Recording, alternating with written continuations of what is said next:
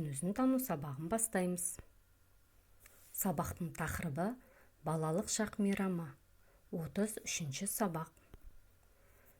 Құндылығы сүйіспеншілік, қасиеттері мейірім, достық, қуаныш. Мақсаты керемет балалық шақтың мейрамын түсіндіре отырып, сүйіспеншілік құндылығының мәнін ашу. Балалар, бәріміз 5 ережесін есімізге түсірейікші. Тәртіп, талап, татулық, тазалық, тыныштық. Жарайсыңдар. Жағымда көңіл күйге келу, тыныс алуға зейін қою. Сіздерден аяқ қолыңызды айқастырмай, түзу отыруыңызды өтінемін. Біз қазір тыныс алу жаттығуын жасаймыз. Тыныс алуға зейін қойған кезде біздің алқымымыз дем алады. Ауаны ішке жұту кезінде тыныштық пен қуаныш қабылдаймыз. Демді сыртқа шығарған кезде өзіміздегі мазасыздықтарды сыртқа шығарамыз. Кәне, дайындалайық балалар. Көзімізді жұмамыз. Арқамызды тіктейміз. Қолдарыңды тізеге қоюға болады. Дем ал, шығар. Дем ал, шығар. Дем ал, шығар. Дем ал, шығар. Дем ал, шығар. Рахмет балалар, сендерді жағымды көңіл күйге келді деген сенімдемін. Сабақтың дәйек сөзі балалық шағы, патшаның тағы. Нақыл сөз. Балалар, дәйек сөзді бірнеше рет қайталайықшы. Жарайсыңдар. Нақыл сөз дегеніміз балалар, даналық тұжырымға, ғибратты өнегеге негізделген терең ойлы түйінді сөзді айтамыз. Балалар, балалық шақты не себепті патшаның тағына теңейді? Дәйек сөзден қандай ой түйдіңдер? Иә, дұрыс айтасыңдар. Мен сендердің ойларыңмен келісемін. Бүгінгі сабақтың дәйек сөзін дәптерімізге жазып аламыз. Мұғалім сыйы, расында да біз бай екенбіз ғой. Видеороликке назар аударамыз.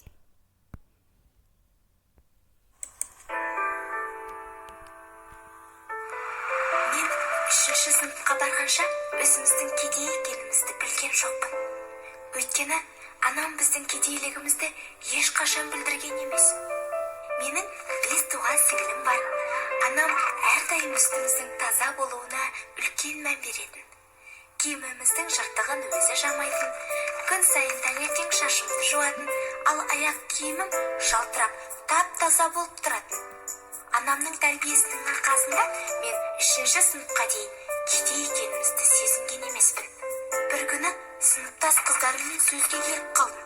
Біреу маған «Ей, қу кедей» деп айғайлады. Біреу менің дүгіннен мұздай су құйып жібергендей болды. Сабақтан келіп, үйіме жақсылап назар салдым.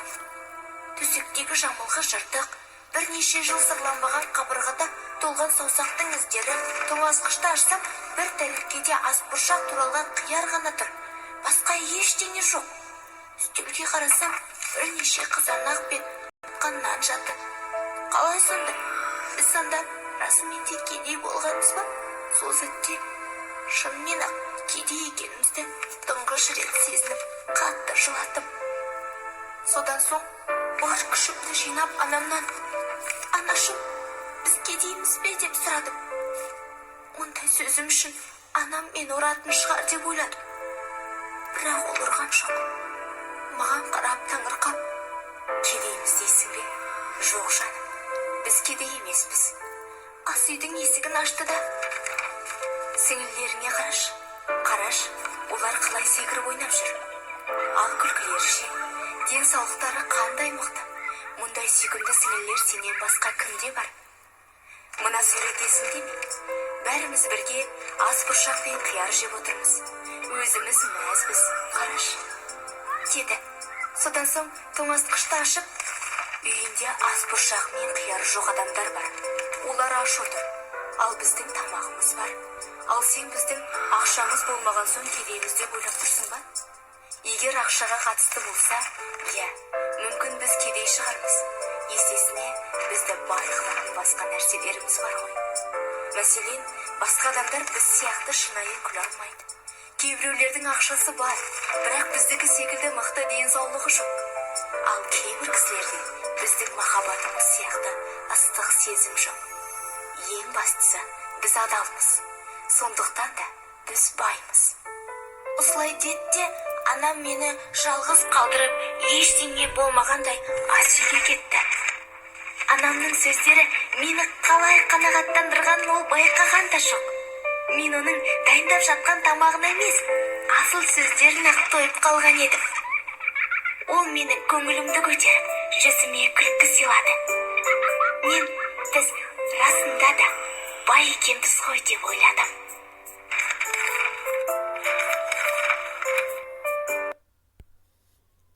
Балалар, видеороликтен қандай ой түйдіңдер? Бақытты байлықпен өлшеуге болады ма? Балалық шақты не үшін бақытқа теңеуге болады? Өмірдегі ең басты нәрсе не деп ойлайсыңдар? Иә, сендер дұрыс айтасыңдар. Мен сендердің ойларыңмен қосыламын. Шығармашылық жұмыс, сөйлемдерді жалғастырып жазыңдар. Мені жақсы көретін адам, ол. Менің жақсы көретін сөзім, ол. Менің арманым, ол. Осы сөйлемдерді көркем әрі әсерлі жалғастырады деген сенімдемін. Топпен ән айту әрқашан күн сөнбесін. Авторы Аружан Аманжолова.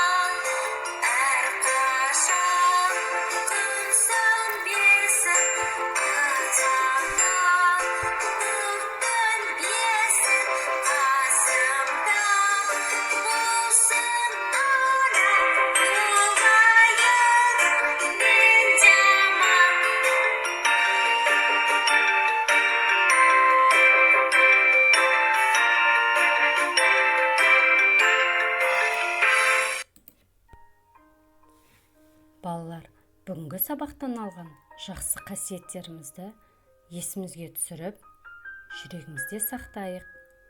Сабаққа белсене атсалысқандарыңа рахмет. Сабақ аяқталды. Сау болыңдар.